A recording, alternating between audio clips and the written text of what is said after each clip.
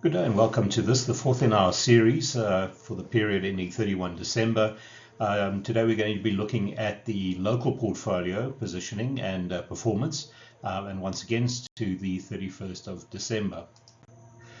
All right, always useful just to recap how some of the major indices have done. We did discuss this in the asset market review. We won't go into it in any degree of detail. As we illustrated before, tech industry by far the best performing. That's really Naspers and Prosus. They're up 33% on a one-year view.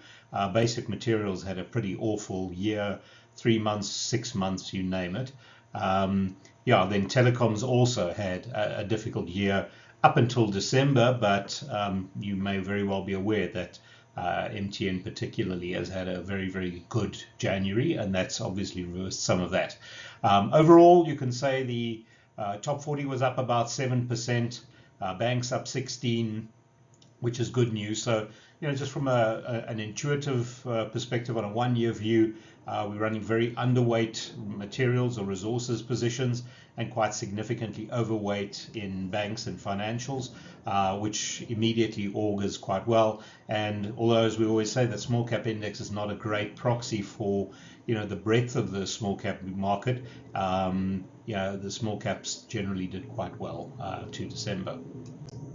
Looking slightly longer term, very messy, very mixed pictures. You can see once again basic materials over a 5-year view. These are the aggregate numbers, up only 8%. Listed properties still down. Industrials, that's really local South African industrials, basically flat, and telecoms, believe it or not, over 5 years flat. And that's a combination of Telkom, MTN and Vodacom. But as we said, obviously more recently, that index has done a bit better. And then, as you can see, call it about a 50% gain for the cap SWIX, all share in the top 40. And then banks also doing reasonably well, as did consumer goods. And that's really attributable to some of the heavyweights there. So that's the context. And what we've done here, and it's very difficult because what we're obviously talking to in our target market for this presentation or this video is both segregated direct portfolio clients as well as investors who are in the KP Flexible Fund, the Kurno BCI Flexible Fund. So, we're just trying to give a sense of how portfolios are positioned. Obviously, we wouldn't hold New World and Bell and things like that in many client portfolios. So where those positions are held, the weightings would be a lot more significant. But if you just spread it across, the SBG universe, for example, this is what our holdings currently look like. I'm not going to go into the overall weightings in any degree of detail, but obviously some of the bigger positions are the big banks. So you've got Standard Bank and Absa combined forming about 16%. And then some of the other bigger positions there, obviously things like Aspen, Naspers, Ethos Cap, and on average Shoprite is reasonably big as well. So but then lots of sort of 3-4% positions, but and very importantly, this then excludes preference shares, big bank pref shares, as well as bond ETFs. So this is really just the ordinary equity bucket. All right, just one comment on the Kurno BCI Flexible Fund. If you look at those weightings, things that are not reflected, Old Mutual 91, Wilson Bailey, for example. And then we also have bigger weightings in, for example, African Rainbow Capital, TFG, Bell, New World, City Lodge, but we don't have a weighting in Richemont, Shoprite, and Bidcorp currently in the fund, taking the view that Richemont and Shoprite are ahead of the fundamentals, and Bidcorp, we just haven't really gotten to target price. All right, our overall positioning and this is across the board, whether it's client portfolios or in our fund, we've got very limited resources exposure, and you saw now that generally has helped us quite nicely. And if you want to get an idea of how the fund is performing, we would invite you to watch the last in the series, which is the commentary on the flexible fund for the 6 months and the year to 31 December. We're generally not in those global listeds at all costs, Rand hedges like AB, InBev, and BAT and Glencore, though we do have a little bit in BAT. We also don't have any direct telecoms exposure, although we do arguably through RAIN in African Rainbow Capital, and obviously in fintech and MNUs or MNOs through Optasia via Ethos. Our bias is still very much towards higher visibility counters. We have fairly significant allocation to NAV plays, and our bias to local and higher visibility stocks. So, we definitely favor, PEG ratios that are on the right side of 1. Generally, we like more predictable business models.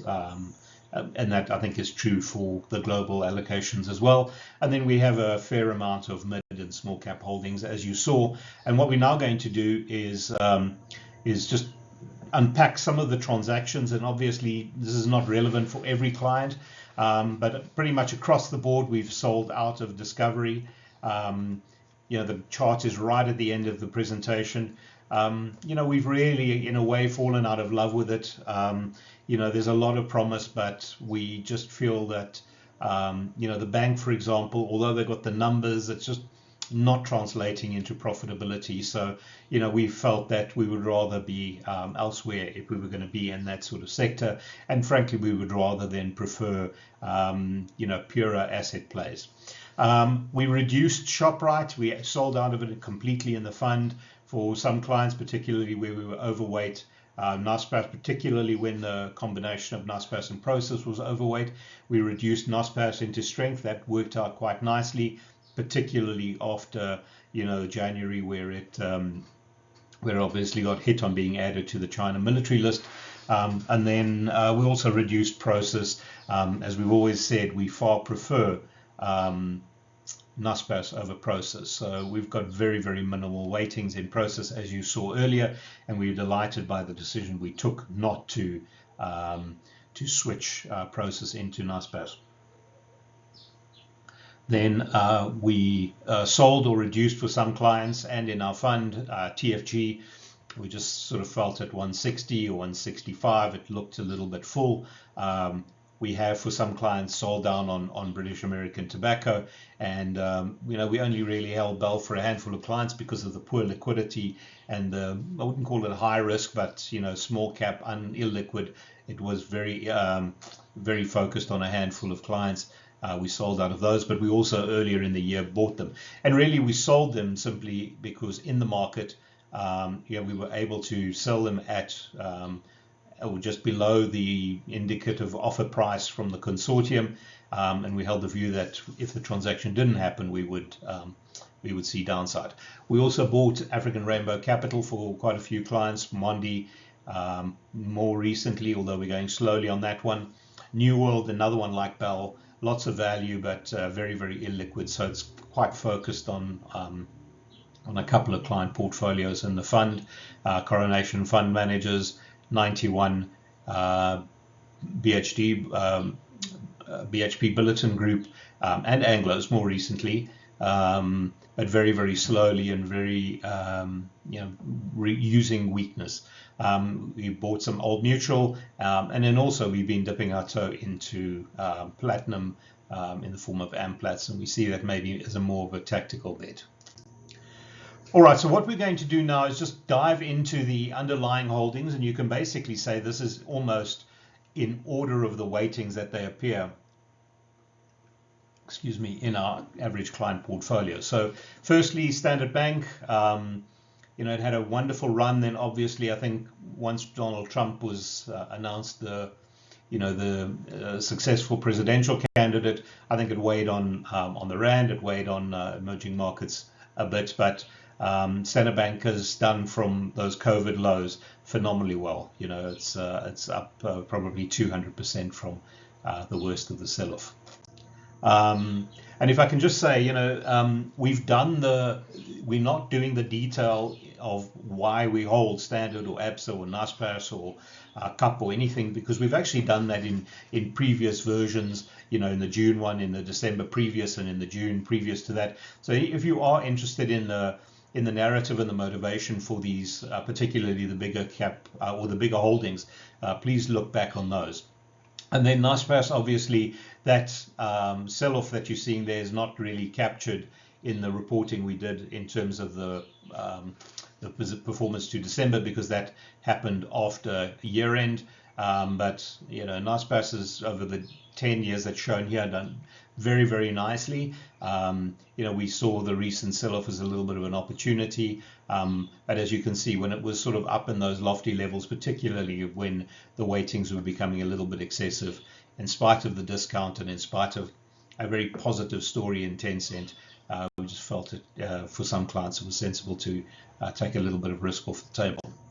Then Absa Group, in many ways, the laggard in the big banks. We actually saw, one of the global big fund managers and big banks has actually taken quite a chunky position in Absa, and I think the hypothesis is similar to ours.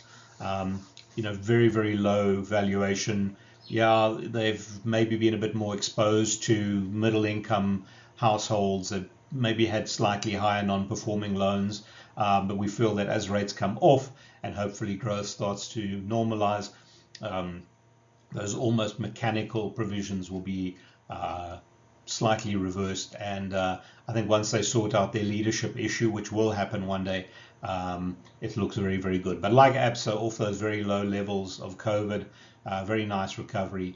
But we really are confident that, in spite of, we call it a bit of a revolving door with the leadership and maybe some anxiety around the strategy, we believe that this franchise is powerful and very, very well placed.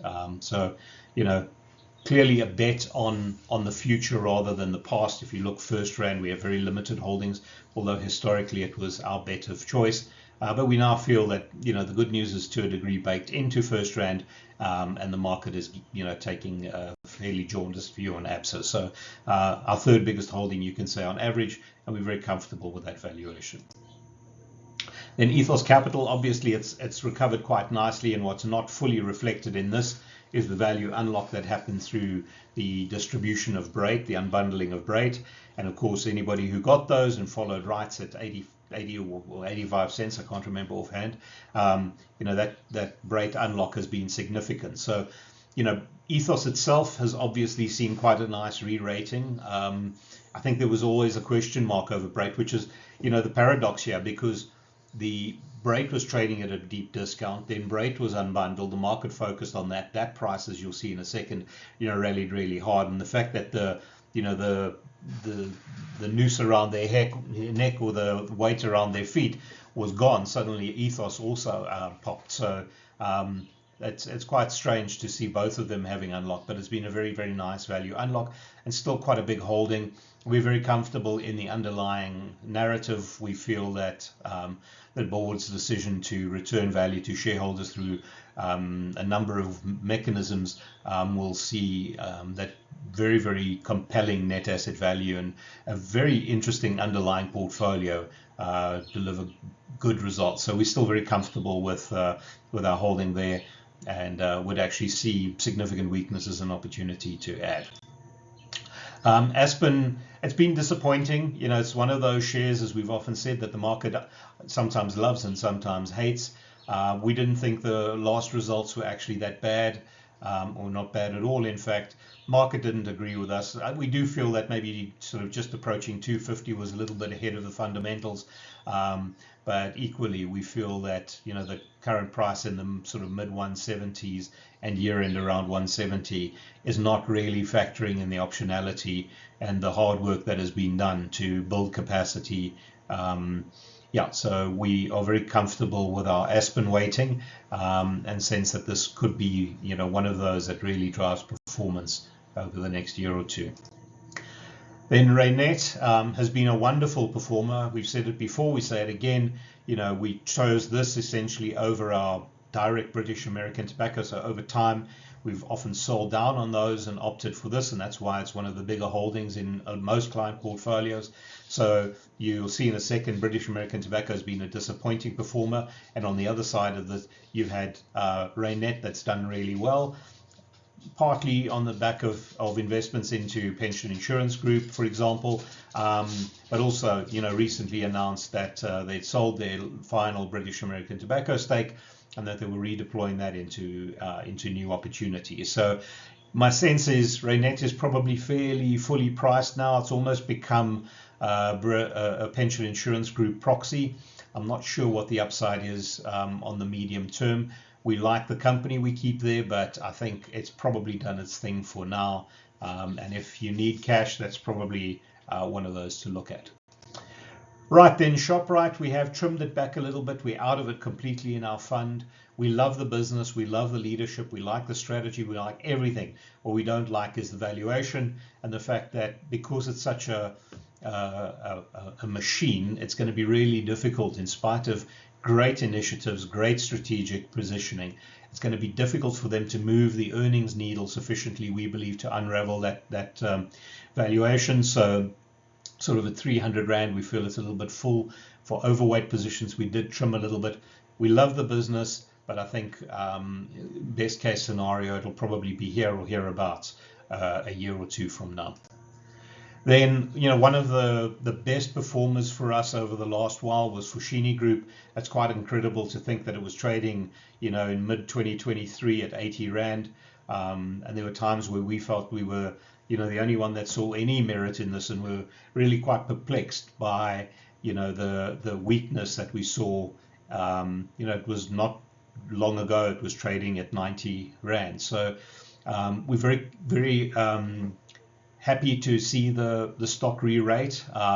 We do think in 170 it was a little ahead of the fundamentals. 160 is probably a little bit full, but we still think that there's quite a lot of levers management can pull. So it's one of those where I think philosophically you'll say you don't expect it to do awfully much over the next year or so, but I think if you take a 5-year view, this is a very well-placed company. So the combination of fairly significant allocation together with the market has actually seen it be one of the best performers in portfolios.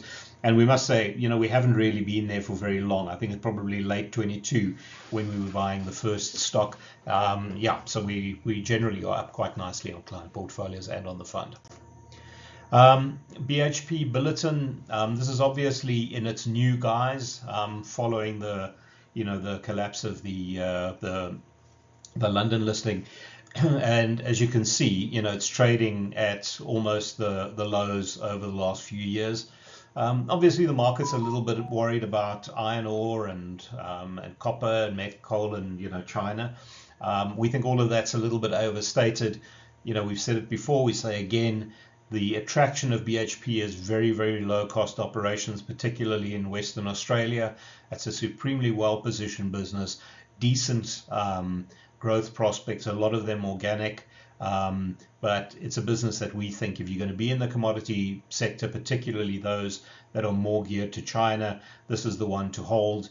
And we're seeing the recent weakness as a good opportunity. Although, as you saw, very small holdings still an average in our portfolios, particularly in our fund, but we would expect to use what we expect to be coming weakness over the next few months as an opportunity to upweight.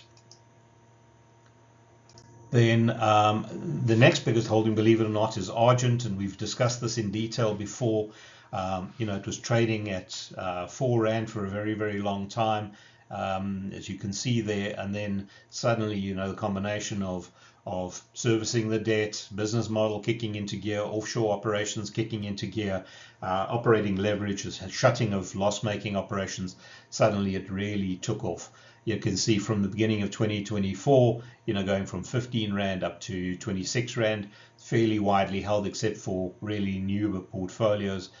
We still like the story. We think there's more NAV unlocked to come, and it's one of those that we don't think will be listed 2 years from now, but we're very, very happy with the performance. And it's obviously a combination of significant strength from, say, the 2019 period to now, together with a reasonable allocation at the time, has seen it become a significant part of portfolios and a significant contributor to overall performance. Then Remgro, if you look over time, it's been disappointing. Obviously, more recently, and I think we for a very long time didn't actually hold them. We really came into it, just ahead of the first rand value, unlike RMB first rand unlock. And I think the strategy there was good. The timing was good, but I think generally the market sort of feels, maybe the Heineken JV is going to battle a little bit, and maybe the market's just a little bit worried about the visibility of the NAV. You're once again, I suppose, like Reinet, in good company, but this really has become a Mediclinic, Heineken kind of JV play, and very little other listed stuff. So my sense is Remgro's probably a little undervalued, particularly relative to NAV, but I think until we see some real traction in the NAV, particularly from Mediclinic and Heineken JV, I think it's probably going to drift. Then KAP has been disappointing from a share price point of view, but the narrative is good. We've spoken, I think it was two videos ago, in detail about the business model. The story is very simply, if you look at the current share price, it's probably reflecting, considering that you conservatively probably going to get 35 cents of earnings. It's a business that's invested beautifully in growth. That growth it will come through in form of earnings and cost savings, and we think it's just a really well-placed company. So a fairly big bet on a fairly small company, but we have a lot of confidence that the diversification and the vertical integration and the capex, which is now going to fall off, and the debt amortization, all of that augurs well for KAP. And it's one of those, not that you buy it for NAV, but it's trading at a deep discount to book value. Then African Rainbow Capital, we don't hold it for many clients. The reason being, between some of the other NAV plays, you didn't want it to have too much of sort of a private equity feel. It's done very, very nicely. It's our biggest holding in the Flex Fund as we speak. You can see it's come down a little bit in January, but I think the market is quite polarized. Some people have a real dislike and distrust of the NAV, and then you get people like ourselves that, maybe Rain, you can put a bit of a question mark over the valuation, but in terms of Time Global, Crops, all the other assets, we're very excited, and I think there's a reasonable probability that this one actually gets delisted, because I think the discount to NAV is somewhat of a frustration to Patrice Motsepe and the two Johans, and a lot of the anchor shareholders. Then Brait, I've only shown this from, I'm showing basically a 1 year history. The reason being is it was, around about sort of June, July, if memory serves, that Brait was unbundled. So, on average, our holding costs or our in costs are probably about 90 cents. So the current R2.05 has been a very, very welcome rally. Obviously, the big story there is Virgin Active. A lot of work being done by Dean and company at Virgin Active to, get the earnings momentum back in there. And I think the plan is very much to prep that for a listing. Premier is trading very, very well. It's really just, I think, a kind of an NAV base. My sense is it'll do reasonably well over the next while. And then obviously New Look, not material, particularly if Brait does well. So we're quite comfortable with the Brait story. And I think at 205, it's probably fairly priced on the short term. We need to see now what obviously is delivered operationally out of Virgin Active. But as we've discussed before, the subs numbers, the subscribers or the member numbers of Virgin Active now above the 2019 levels, and that's looking quite good, and very much a diversification of the model away from simple membership fees. Then Richemont, it's not a very big holding here. We do hold it for some clients offshore. We used the weakness a couple of years ago when there was a bit of worry around China. What you're seeing is this last little rally obviously is after spectacular, much better than expected results. our view is that it's a little ahead of the fundamentals. There are clouds building on the horizon, things like trade wars.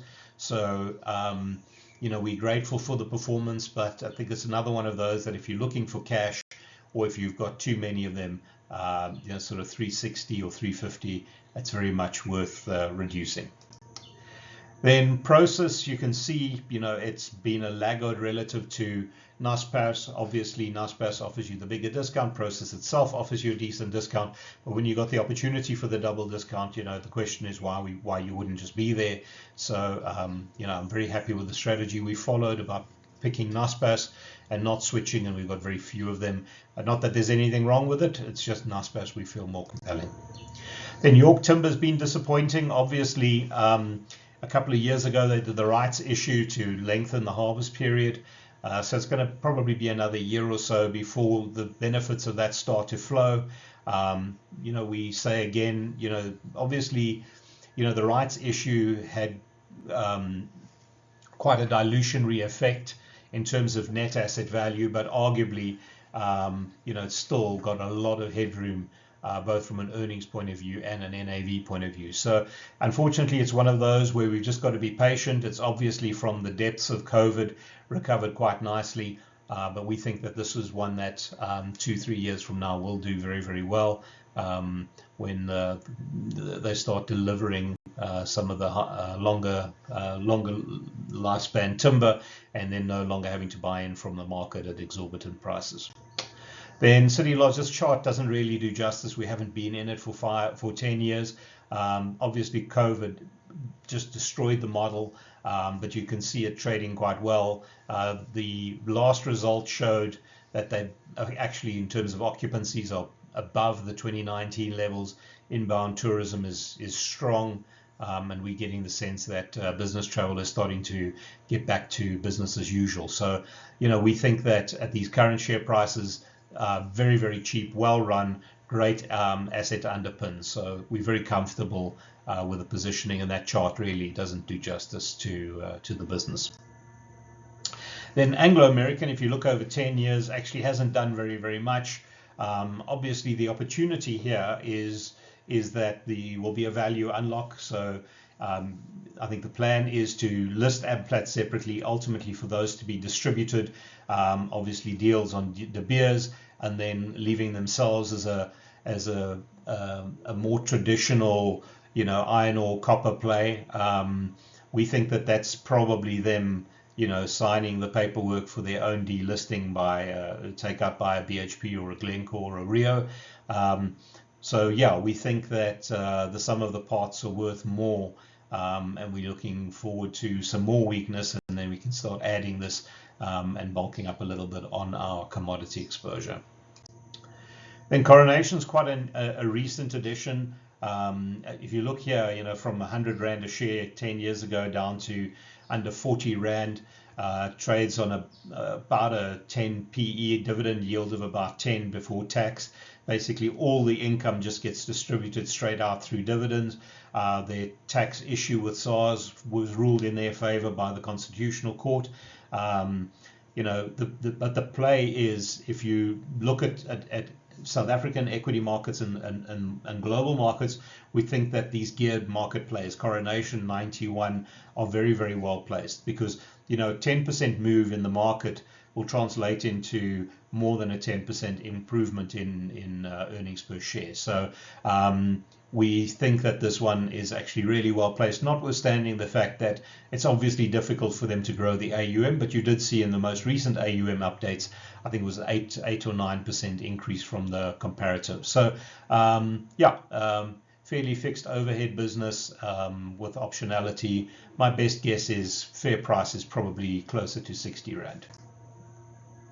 There are just a few holdings that are in the Curnev BCI Flexible Fund that we haven't covered yet. Firstly, one is Old Mutual. Obviously, from when it listed, made a few ill-timed acquisitions offshore. They paid the price for that. But if you look at the sluggish performance from COVID times to now, we don't think that the market's giving them the benefit of the doubt. We're seeing fair amount of enthusiasm and energy in the underlying businesses, obviously moving into banking.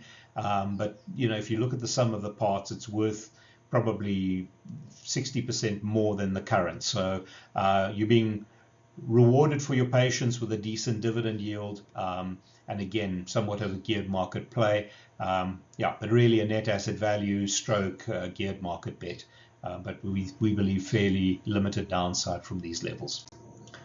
Bell Equipment has done very, very nicely. Obviously, when the deal or the proposed takeout happened, it for a season was the biggest holding in our fund, and obviously the handful of clients that also held it did very nicely, but very, very illiquid, very difficult to get. And it's a kind of share, I suppose, that if you want to be exposed to that kind of thing, where liquidity prevents us from holding it en masse for clients, then unfortunately a holding in the fund, or at least an allocation to the fund, is probably the way to go.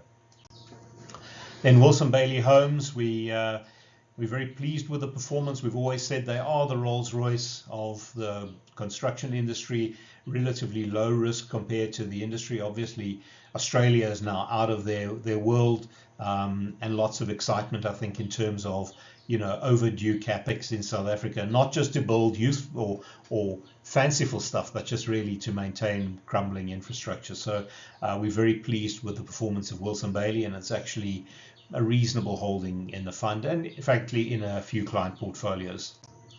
91, similar story to Coronation, arguably a much bigger play. I think it's AUM is five or six times that of Coronation. Very much a global play as well, looking very, very attractively priced at the moment. Clearly the market's fallen out of love with them. We do think, though, that if other asset markets, obviously bonds and cash, became appealing when rates moved up and yields moved up, I think they lost a fair amount of mandates. If that was to reverse, it really could do very, very nicely. So I think the downside probably somewhat limited, with quite a lot of upside. Once again, earnings are fairly visible, and quite geared to how our asset markets perform from an earnings point of view. Then New World Holdings, if you think Bell is illiquid, then New World kind of trades every other week. We like the story very much. Mainly a net asset value play, but the bet there is that it's held by a very tight group of shareholders. We don't see the listing adding any real value.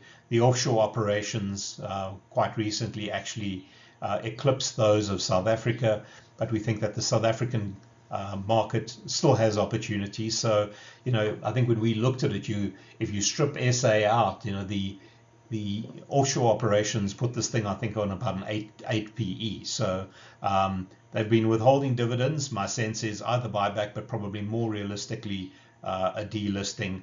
But just really, really difficult to get any stock. At 29.93, current price is closer to sort of 27. Amplats, also a recent addition. What we are betting on here is that supply is going to be cut. We think that there's an outside chance, or more than an outside chance, a reasonable probability that demand for PGMs will increase on a combination maybe of ICE engines making or clawing back some market share, but also the new era, let's call it energy generation, will rely on PGMs as well. So what we're saying is supply coming down and possibly demand going up, and Amplats obviously a fairly low risk bet play. But you also just got to bear in mind when you're buying Anglos, you're going to get Amplats down the line, so weightings might be an issue. But as you can see, it's really done very, very little from 10 years ago, and we think there's a fair amount of optionality, but we do understand it comes with some risk. And then other holdings, and these could be in client portfolios or in the fund. Sasol obviously has become a small holding simply by virtue of the appalling performance. It looks cheap by every metric, but it's a business whose model is frankly under attack. So our hope and prayer is that the earnings translate into dividends, that sort of causes a re-rating maybe to 200, and we then would get an opportunity to exit. FirstRand, small holding now. It was very much a our core banking holding 6 or 7 years ago. But as you can see, over the more recent past, going back to sort of 2018, not doing as much as the other banks, simply because I think it had a premium in it. Obviously, some clients got first ran through the Remgro unbundling as well. Then Investec, a very small holding, only in a few client portfolios, had a spectacular run in 2024, but you can see sort of later in the year, maybe gravity took over. It got a little ahead of the fundamentals, we think, but it looks as though the franchise is on the straight and narrow. With 91 out of their world and new management team, it definitely looks as though they are getting going, but I think the valuation maybe will hold it back for a little while. And British American Tobacco, considering what the Rand has done over a decade, very, very disappointing performance.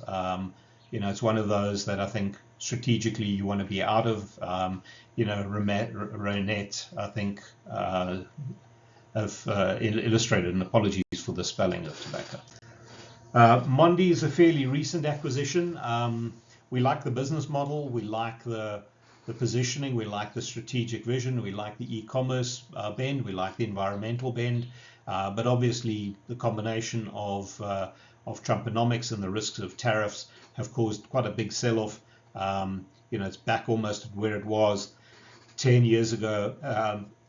Very good business. Recent acquisitions we think will take a little time to bed down, but I think this is one on weakness to add.